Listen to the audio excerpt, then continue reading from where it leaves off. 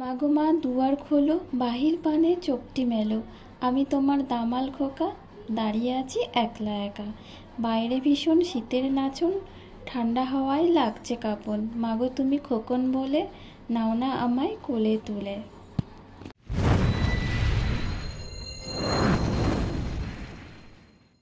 নমস্কার বন্ধুরা, আমি সুষমা আরও একটা নতুন ভিডিও নিয়ে চলে এসেছি।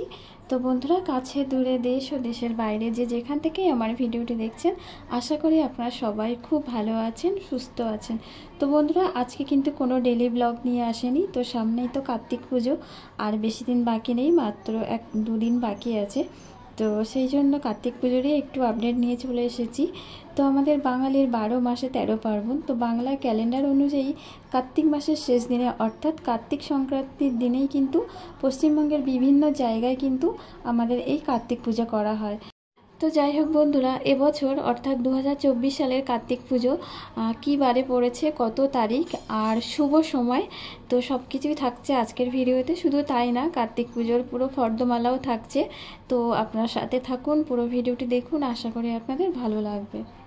তো বন্ধুরা, তার আগে আমরা জেনে নিই যে কার্তিক পুজো কেন করা হয়। তো প্রচলিত বিশ্বাস অনুযায়ী কিন্তু দেবসেনাপতি কার্তিকের আরাধনায় পুত্র লাভ হয়, এটা সবাই মানলেও শুধু কিন্তু কারণটা একটা না।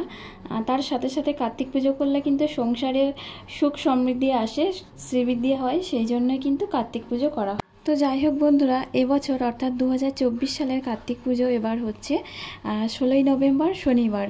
তো 16ই নভেম্বর শনিবার তো কার্তিক পুজো, কিন্তু শুভ সময়ের যে ব্যাপারটা, তো শুভ সময়ের ব্যাপার হচ্ছে দুটো আছে। একটা হচ্ছে বিকাল 4:55 থেকে সন্ধ্যা 6:26 পর্যন্ত। আর একটা শুভ সময় হচ্ছে রাত 8:05 পর থেকে রাত 10:11 মধ্যে কিন্তু আরও একটা শুভ সময় রয়েছে। তো এই দুটো সময়ের মধ্যে কার্তিক পুজো করলে কিন্তু খুব ভালো হবে, কারণ এই দুটো সময় কিন্তু শুভ সময়। তো যাই হোক বন্ধুরা, এবার চলুন একটু বলে দিই যে এই কার্তিক পুজোর হোমের জন্য কি কি লাগবে। তো হোমের জন্য লাগবে কর্পূর, বালি, পাটকাঠি, বেলকাঠ, শালকাঠ, বেলপাতা, যজ্ঞ ডুমুর, চেলি, ঘি, পান, সুপারি, পৈতে, নারকেল, কাঁচা দুধ, দই, জব, কালো তিল, আতপ চাল, ধূপ, ধুনা, তারপরে পুণ্যপাত্র, আর সবশেষে দক্ষিণ। এছাড়াও রয়েছে ফল, বাতাসা, মিষ্টি, সবজি বা আনাজ, থালা, মালা, গ্লাস, বাটি, পেন্সিল, তীরধনুক, ভাঁড়, ঝিনুক বাটি, ফুল, গঙ্গাজল, তুলো আর সলতে।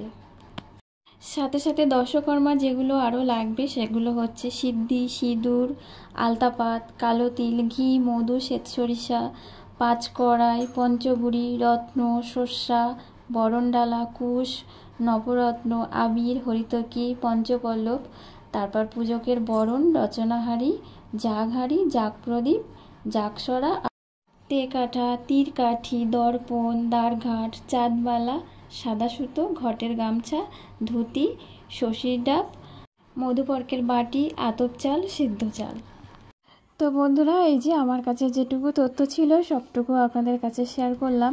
তো কেমন লাগলো অবশ্যই কিন্তু কমেন্ট করে জানাবেন, আর যদি ভালো লেগে থাকে তাহলে অবশ্যই ভিডিওটা একটা লাইক করে দেবেন। আর চ্যানেলে যদি নতুন হয়ে থাকেন তাহলে অবশ্যই আমার চ্যানেলটা সাবস্ক্রাইব করে আমার পাশে থাকবেন।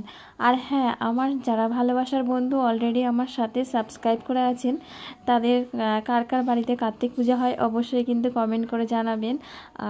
আর আমাদের বাড়িতে কিন্তু কার্তিক পুজো হয়, আর এই কার্তিক পুজোর কিন্তু অনেক গল্প আছে, অনেক ঘটনা আছে। তো অবশ্যই কার্তিক পুজোর দিনই আর কি কার্তিক পুজোর যে ব্লগ, তো তখন কিন্তু সব কিছু বলবো।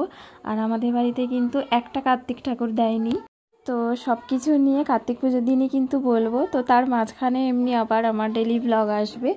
তো যাই হোক বন্ধুরা, এতক্ষণ আমার সাথে থাকার জন্য আপনাদেরকে আমার অন্তর থেকে অনেক অনেক ভালোবাসা। সবাই খুব ভালো থাকুন, সুস্থ থাকুন, সাবধানে থাকুন।